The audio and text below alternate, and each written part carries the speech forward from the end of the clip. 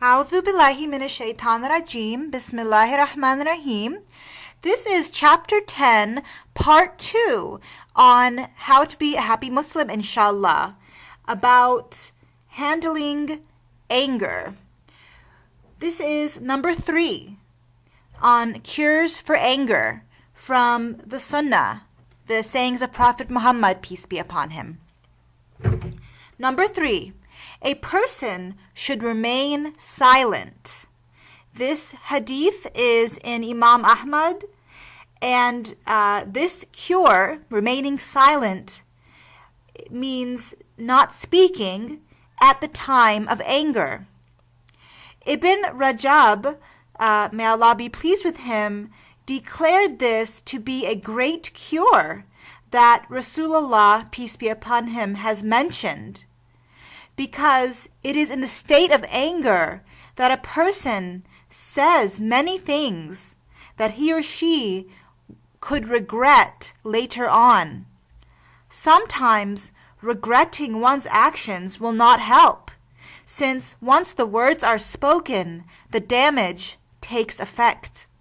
For example, a person in anger may question Allah or raise an objection. May Allah protect us. In anger, a husband may divorce his wife. In anger, people say things that destroy relationships and take years to rebuild.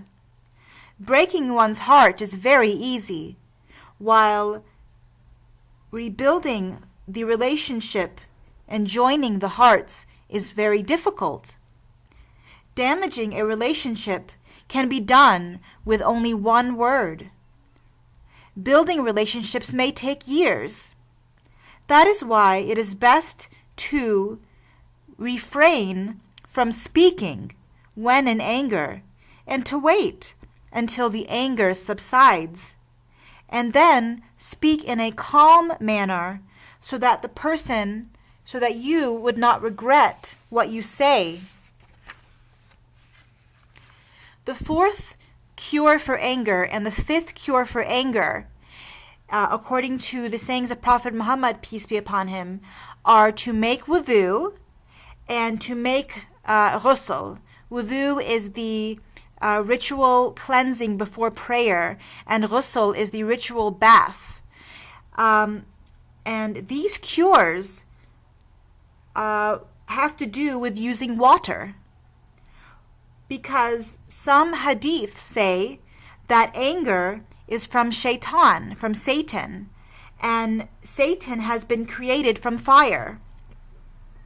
And the way to extinguish this fire is to use water, such as by making wudu or ghusl, taking a bath. Someone's anger may go away by just making wudu, and someone else might have to take a bath. A person can see through experience that when he is angry, his body is very hot, and the way to cool down is to put water over his body. Another important point about remaining calm has to do with how to react to problems that Muslims as a community are facing. Here are some thoughts by Sister Amal Darwish, an Islamic studies teacher for over 20 years. How much abuse did the Prophet, peace be upon him, suffer at the hands of his enemies? But he never responded with rudeness or harshness. On the contrary, he was the epitome of civility. Why? Because he always knew that in the end, Allah would take care of things.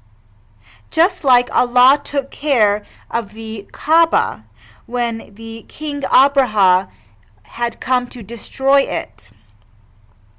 At that crucial moment in history, the Prophet's grandfather explained to the King Abraha that he had come to take his camels, but he did not come to defend the Kaaba, because I am the master of the camels, and the Kaaba has her own Lord who will protect her. Muslims have rioted and displayed much anger over many perceived slights.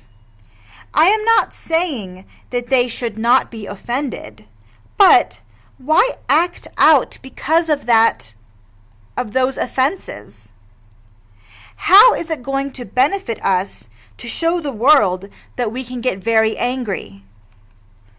We should always choose dialogue and peaceful means of protest rather than anger that dulls the senses like alcohol.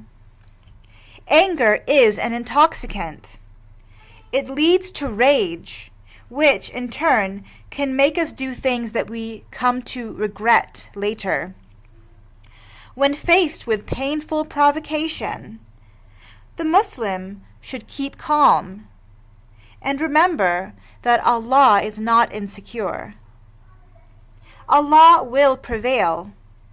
We just have to be patient. I think that if everyone followed this rule, Muslims worldwide would be much happier.